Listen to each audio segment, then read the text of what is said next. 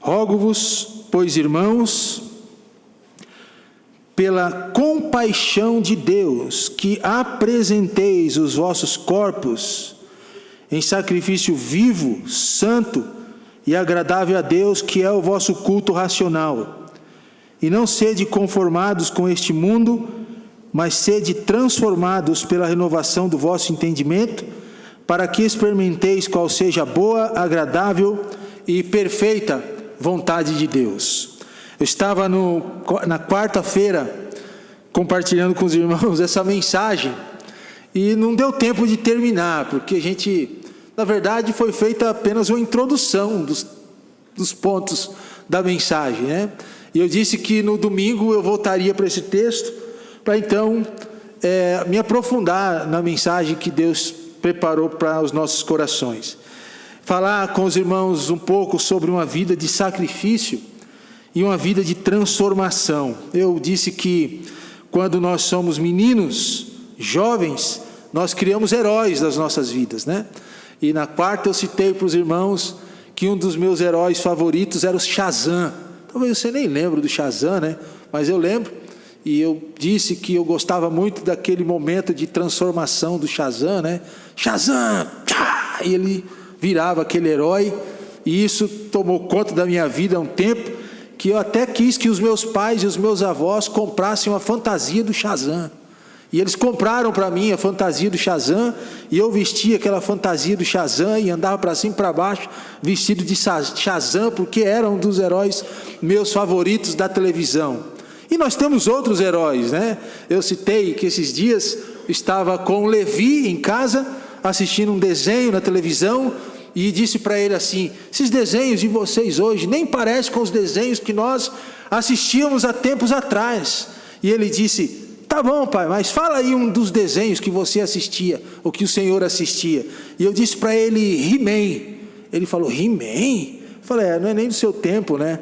E aí eu fui no YouTube, procurei o He-Man, e nós começamos a assistir o He-Man, e ele ficou vidrado, né, na transformação do príncipe Adam e do tigre do He-Man, o pacato, que virava o He-Man, né? Ele gritava lá, tinha um grito, pelos poderes de Grayskull, He-Man, e se transformava, né? A gente gostava disso, e nós ficamos assistindo o He-Man, e ele apontava a espada para o tigre, e o tigre, que era aquele tigre banguelo, feio, se transformava num tigre de armadura, e o He-Man montava naquele tigre e saía para pelejar contra o esqueleto. E eu gostava do He-Man, eu queria ser He-Man. Eu disse para os irmãos que teve um tempo da minha vida que eu achava que era verdade, eu queria ser He-Man, né? E essa transformação dos heróis, né? Quem não lembra do Incrível Hulk, né? Do filme, esqueci o nome daquele artista, mas ele virava o Incrível Hulk, e o filme terminava sempre com a vitória do Incrível Hulk, e aquele homem indo embora, pegando uma estrada, segurando sua mala, mas o Hulk virava aquele homem, aquele monstro verde, né? Essa transformação repentina, né, irmãos, dos heróis, não é a mesma transformação que acontece em Romanos 12.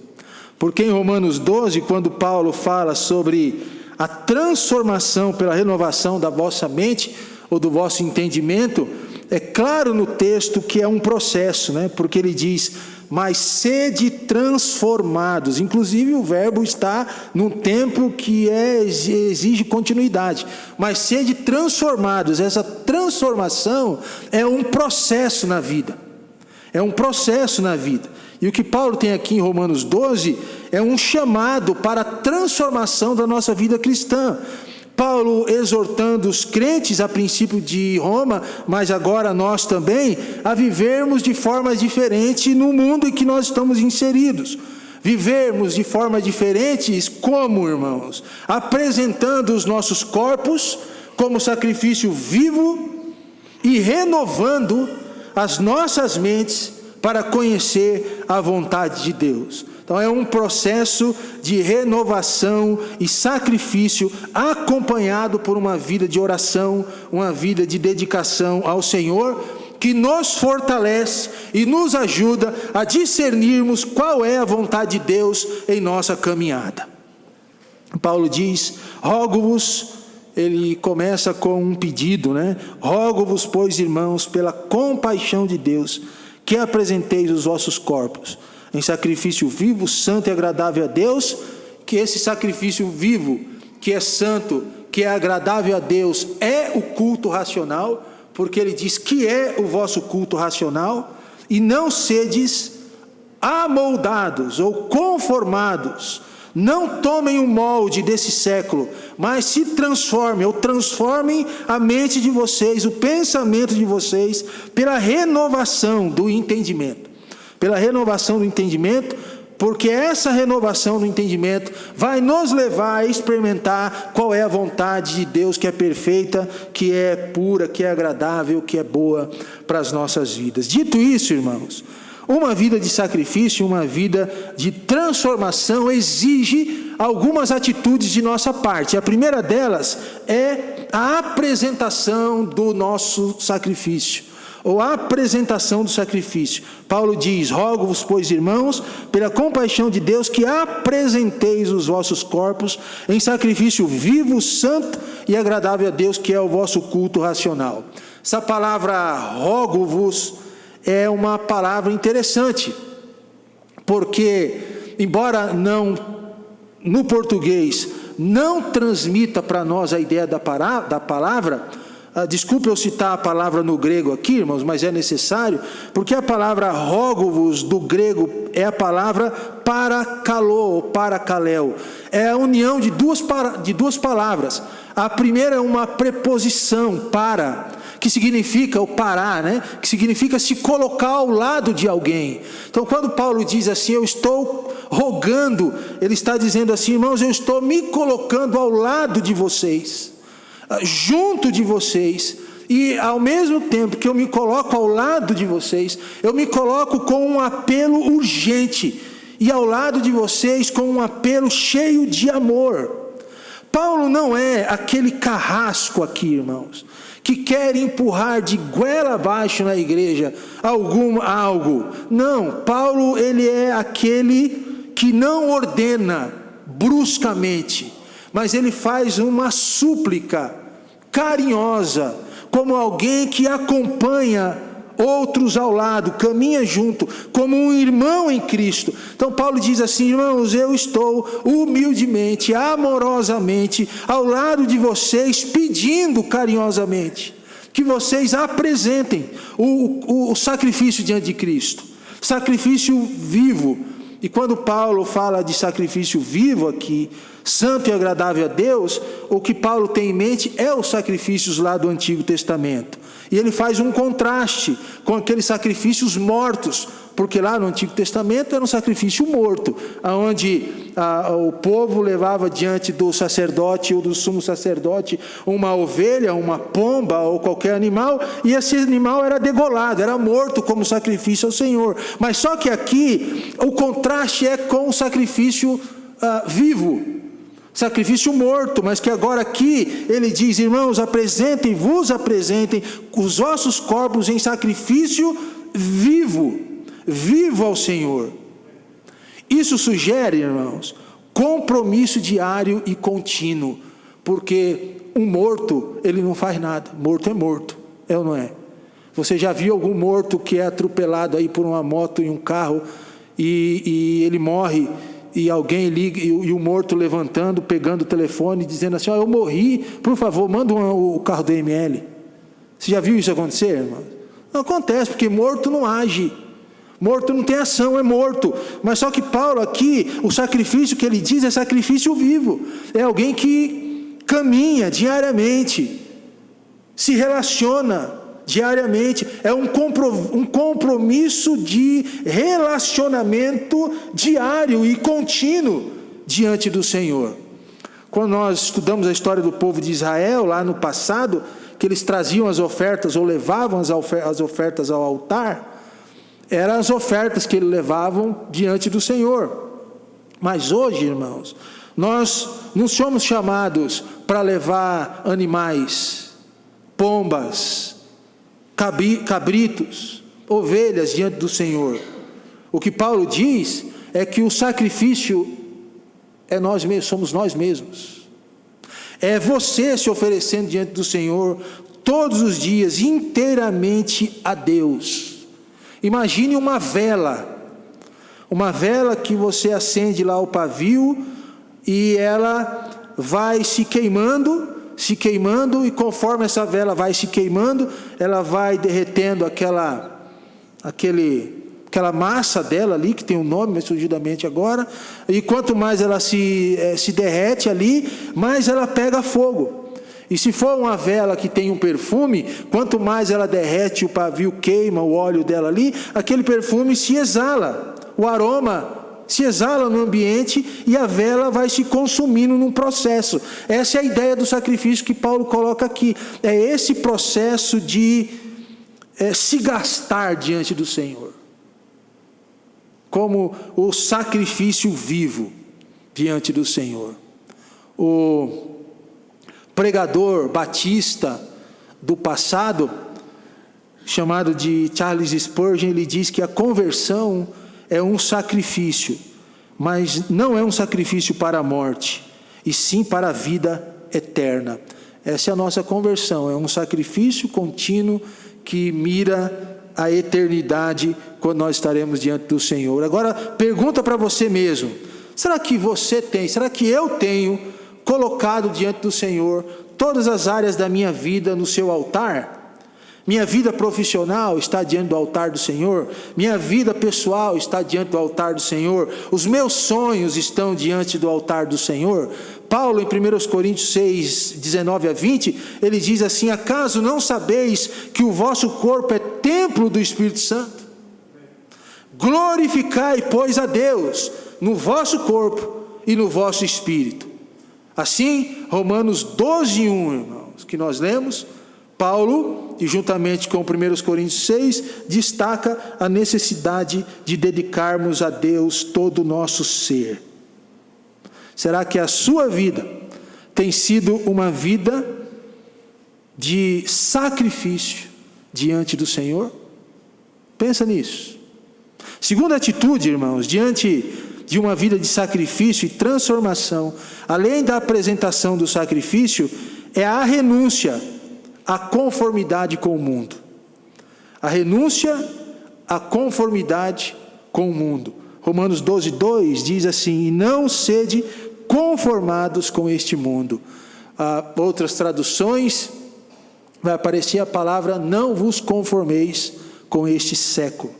Século que imundo, que a Bíblia diz que jaz no maligno, que é um mundo mau. Inclusive, o grupo Logos, Paulo César, canta uma música que ele diz: conheci o mundo mau e com ele seus ardis. É assim o mundo, irmãos. É um mundo mau, cheio de ardis, cheio de artimanhas do diabo. E Paulo, ele diz aqui: não vos conformeis. É preciso renunciar à conformidade com o mundo. Imagine um camaleão. Você já viu um camaleão? Se não viu ao vivo, você já deve ter visto num filme ou em algum outro lugar. O camaleão, ele muda de cor conforme o ambiente. Mas os irmãos sabem por que o camaleão muda de cor conforme o ambiente? Para que escape dos seus predadores. Então ele muda de cor para que ele sobreviva. Embora essa mudança de cor do camaleão tire a sua identidade verdadeira, né? Porque aquela não é a cor dele realmente, ele muda a cor, ele muda a identidade. Às vezes, irmãos, nós agimos como camaleões no mundo, mudando nossa espiritualidade e valores para se encaixar. Não precisa disso, né? Você precisa manter a sua identidade, independentemente do círculo que você está inserido.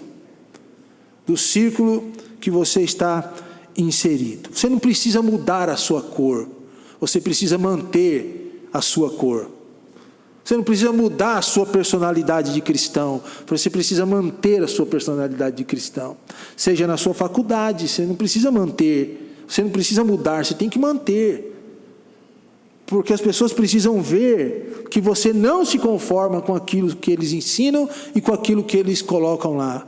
Lá onde você trabalha, você não tem que mudar, você tem que manter. Porque as pessoas precisam entender quem você é e que você não se conforma com o mundo, para que elas te respeitem também. Porque senão, você começa a se conformar com o mundo, o que vai acontecer? Ninguém te respeita mais. Aí aquelas brincadeiras sem noção, de palavrões, de tocar em você, de brincadeiras que não edificam, começam a ir para a sua vida também. Porque você muda de cor, se torna semelhante, e as pessoas não te consideram mais como um cristão. Elas começam a te confundir com alguém que é igual a elas. E você não precisa, você não pode fazer isso. Você precisa ser quem você é. Não mude a sua espiritualidade, irmãos, por causa de um grupo de parentes. Estamos chegando Natal e Ano Novo. Você vai lá passar o Natal e Ano Novo com a sua família, que muitas vezes nem crentes são. E chega lá, para tentar fazer parte do grupo, você quer mudar a sua espiritualidade, você quer ser um camaleão. Não precisa. Você tem que ser quem você é, para que as pessoas vejam que você não se conforma com o mundo e que elas precisam entender quem você é e respeitar o seu limite. Se eles quiserem se embriagar, se embriague, mas entenda o meu limite. Eu não sou um camaleão no mundo. Eu não vendo a minha espiritualidade. É assim que deve funcionar a nossa vida. Deus te chamou para você ser sal e luz no mundo, para ser diferente, para se posicionar, igual Daniel se posicionou, igual Paulo se posicionou perante o Império Romano. Você não precisa mudar a sua cor, você precisa brilhar, é diferente. A cor que nós temos, ela precisa brilhar, não mudar. A palavra, quando Paulo diz não sede conformados, a palavra conformados aí, irmãos, é uma outra palavra também interessante, né? É a palavra esquema, a palavra esquema do português mesmo, é fazer um esquema, é montar um esquema, é participar de um esquema.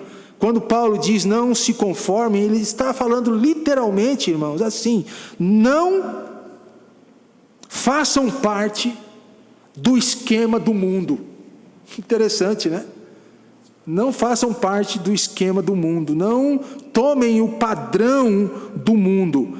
O alerta de Paulo é não tomar a forma dos valores e práticas deste mundo. Quando eu era menino, lá na cidade onde nós morávamos, em Cubatão, aquela região de Cubatão ali, Santos e Guarujá e Praia Grande, tem muito mangue, muito mangue. E eu lembro que algumas vezes nós fomos para o mangue pegar caranguejo. Mas quando a gente ia para o mangue pegar caranguejo, tinha uma outra coisa que a gente gostava de pegar também, que era argila. Você conhece argila? E a gente juntava os meninos, os colegas, e ficava pegando argila para depois fazer os bonequinhos de argila, né? E a argila, depois de um tempo, ela endurece, vira uma estátua, vira igual pau duro, né? E daí, irmãos, aquela argila era interessante, porque conforme a gente ia moldando, né, dando a forma, ela ia tomando a forma das nossas mãos. Conforme a gente ia apertando, nós dávamos a forma que nós queríamos dar. É como um vaso na mão do oleiro, né? O oleiro vai dando a forma no vaso, mais fino, mais grosso, mais robusto embaixo, mais fino. E a argila nas nossas mãos, ela torna o que nós quisermos que ela torne. Verdade, irmãos. E a sua vida, nas mãos de Deus precisa ser como uma argila. Sabia disso? Você permitir que Deus te molde a cada dia na conformidade dele e não na conformidade do mundo.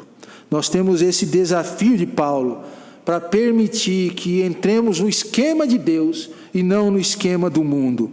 O mundo pode moldar seus pensamentos, mas a palavra de Deus deve transformar a sua vida. Essa é uma frase dita por Billy Graham em uma das suas cruzadas evangelísticas. O mundo pode moldar seus pensamentos, mas a palavra de Deus deve transformar a sua vida. Em um mundo de constante influência, irmãos, nosso mundo é assim, nos influencia direto, sempre, constantemente. Pensa nessa influência que você sofre no dia a dia, no meio que você está. Diante dessa influência mundana que todos nós sofremos, como que você tem se posicionado lá? Como que você tem se posicionado lá em relação aos valores que você tem? Em relação aos entretenimentos que você usufrui? E em relação a hábitos que você adquire? Como você tem se posicionado lá? Difícil, né, irmãos? Eu sei que é difícil, porque antes de ser pastor, eu trabalhei secularmente. Estudei faculdades seculares. Tive contato com diversos tipos de pessoas. E eu sei que é difícil manter valores, cuidar dos nossos entretenimentos e manter hábitos cristãos nesse mundo difícil, irmãos. Mas é preciso. Por isso que eu disse, nós temos que nos colocarmos nas mãos de Deus e permitir que, como argila, Ele nos molde, né? Ele nos molde. 1 João 2, de 15 a 17, diz assim: não ameis o mundo, nem o que há no mundo. Esse texto nos conecta com Romanos 12, 1, quando Paulo diz: não vos conformeis, não entrem no esquema do mundo. Eu não sei da sua vida, lá onde você se envolve semanalmente.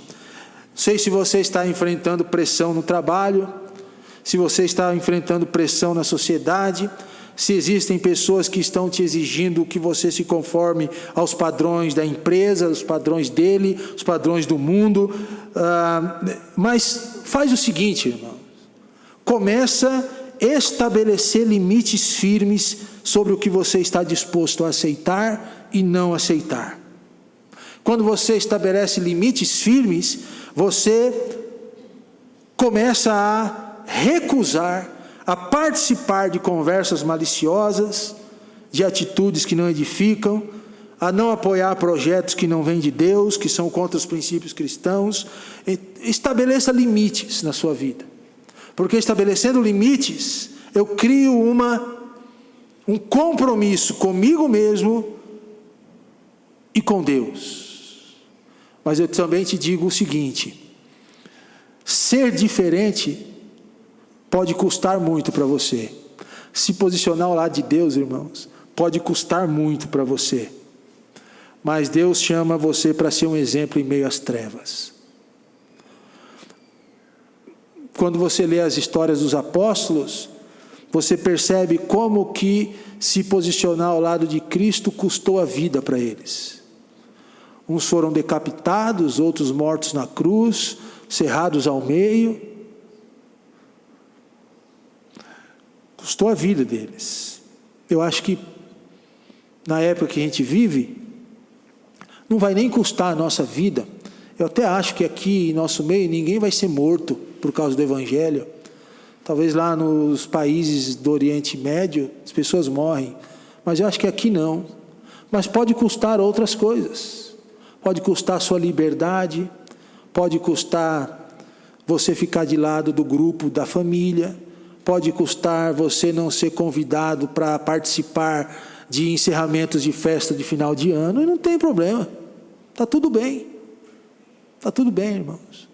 Porque o que vale a pena é nós glorificarmos o nome do Senhor nas nossas vidas. É não nos conformarmos, irmãos, com este mundo. É não nos conformarmos, é não participarmos do esquema do mundo, que é influenciado pelo mal. Isso é o que importa. Em terceiro e último lugar, a transformação, ela começa pela renovação da mente. Romanos 12:2, e não sede conformados com este mundo, mas sede transformados pela renovação do vosso entendimento. O evangelista metodista chamado de John Wesley, ele diz que a renovação da mente é a obra contínua de Deus em nós, pela qual somos moldados à imagem de Cristo. Então, a renovação da mente nos leva a nos parecermos mais com Cristo. Transformados, irmãos. Mais uma vez, me permita levar os irmãos para a palavra no original.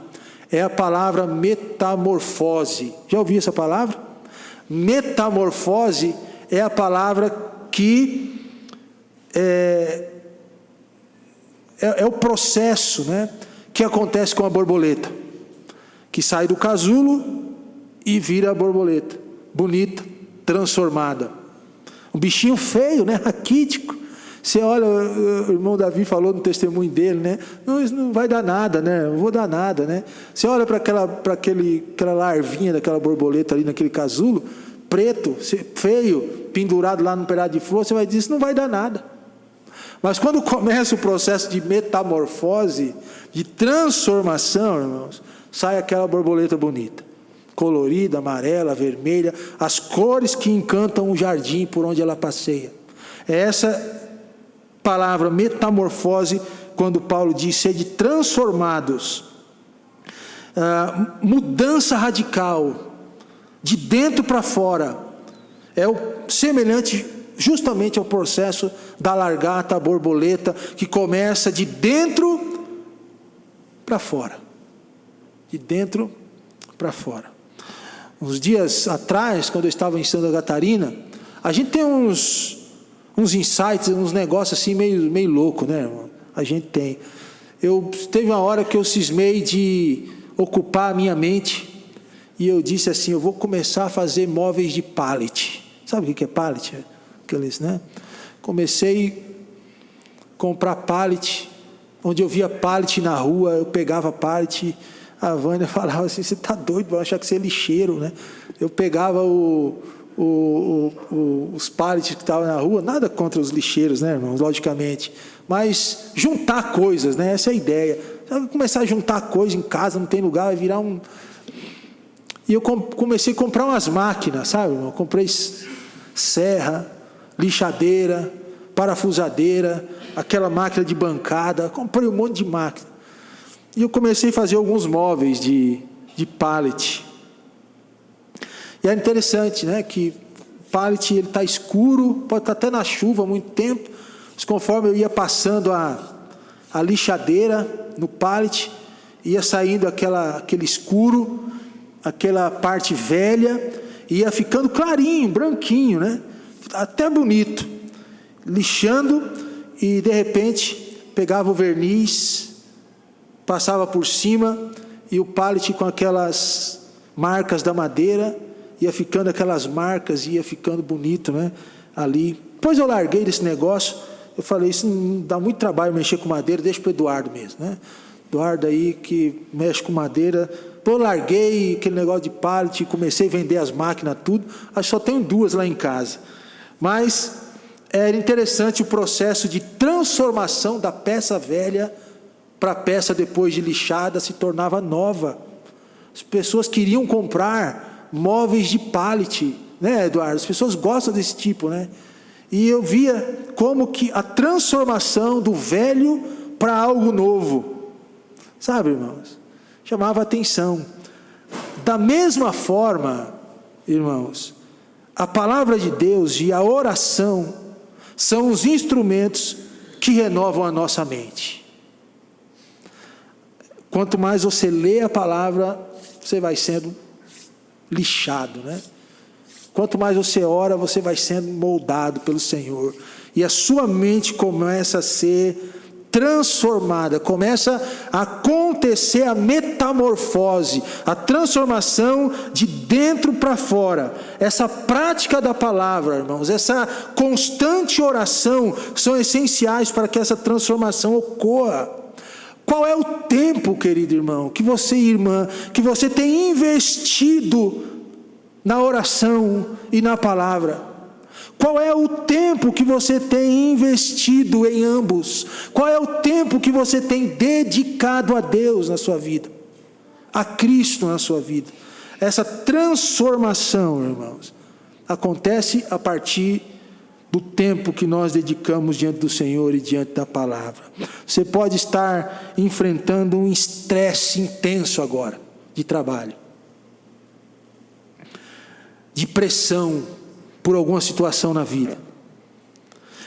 E para você parece até insuportável esse estresse. Está grande na sua mente. Você nem consegue dormir. Está perturbado, ansiosa. Você não consegue nem pensar em Deus. E tudo isso está te levando a se sentir sobrecarregado, sobrecarregada, ansiosa ao extremo. Como é que você lida com isso, irmãos? Isso é um negócio da mente. Você sabe disso.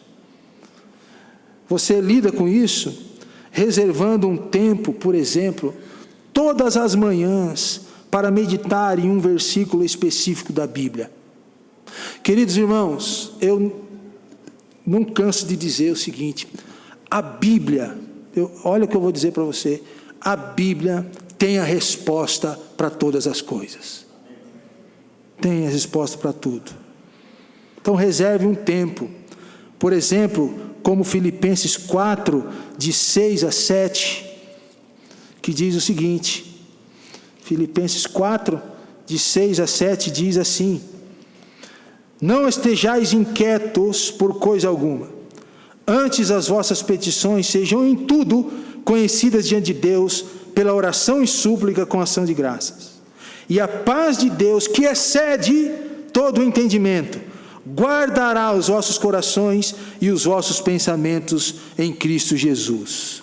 Quando você dedica para ler versículos como esse, sua mente começa a ser renovada, começa a ser transformada. O Espírito Santo começa a agir no seu coração, começa a te dar novo pensamento, nova ideia, nova estrutura, nova perspectiva, nova motivação. Preocupações começarão a sair da sua vida, ou pelo menos você terá a ferramenta para lidar com elas. E isso ajudará você a entregar suas ansiedades a Deus, renovar sua mente e permitir que a paz de Cristo guarde o seu coração em meio às dificuldades. Segundo aos Coríntios 3,18 diz assim: e todos nós somos transformados de glória em glória, na mesma imagem. Isso reforça, irmãos, que essa transformação é um processo contínuo nas nossas vidas. Você nunca para de se transformar, ou de permitir que Deus te transforme. E eu encerro, irmãos, aqui dizendo que esses 3 passos iniciais, que eu vou citá-los aqui para os irmãos. Primeiro, a apresentação do sacrifício. Segundo, a renúncia à conformidade com o mundo. E o terceiro, que é a transformação pela renovação da mente, leva a um quarto e principal. Eu termino, eu só vou citar, porque o nosso horário já está dando, que é o discernimento da vontade de Deus. Romanos 12 e versículo 2. Paulo diz para aqui: compreendais qual seja a perfeita, boa e agradável vontade de Deus. Irmãos, vontade de Deus nós já temos revelada. O que nós só precisamos é saber como discerni-la, como entendê-la. Eu li uma história de um pássaro que sonhava em voar muito alto. Todos os dias ele meditava e orava, pedindo a Deus por asas. Um dia, esse pássaro percebeu que, na verdade, ele já tinha o que precisava para voar. Já tinha as asas. Assim somos, irmãos, frequentemente buscando a vontade de Deus, fora da onde ela está. A vontade de Deus para a sua vida está na Bíblia. Você já tem o que você precisa. Você já tem asas para voar. O que nós precisamos aprender é discernir qual é essa vontade. A palavra de Paulo, experimenteis qual seja a boa, perfeita vontade de Deus, significa que vocês possam testar, provar e aprovar a vontade de Deus para a sua vida. Eu quero encerrar dizendo que o apóstolo Paulo nos chama a apresentar nossas vidas como sacrifício vivo, santo e agradável ao Senhor. Ele nos chama, irmãos, a resistirmos às pressões do mundo, a renovar a nossa mente, para nós experimentarmos a boa, perfeita e agradável vontade do Senhor. Que a nossa vida seja uma vida de oração, que nos permita viver como um sacrifício a Deus todos os dias, consagrado a Ele. Pedindo que Deus nos dê um coração renovado, peça isso. Que Deus lhe dê um coração renovado e uma mente transformada. O primeiro passo para que isso aconteça, se você ainda não fez, é entregar sua vida ao Senhor Jesus Cristo. Pastor, eu quero passar por essa transformação. O que tem que acontecer primeiro?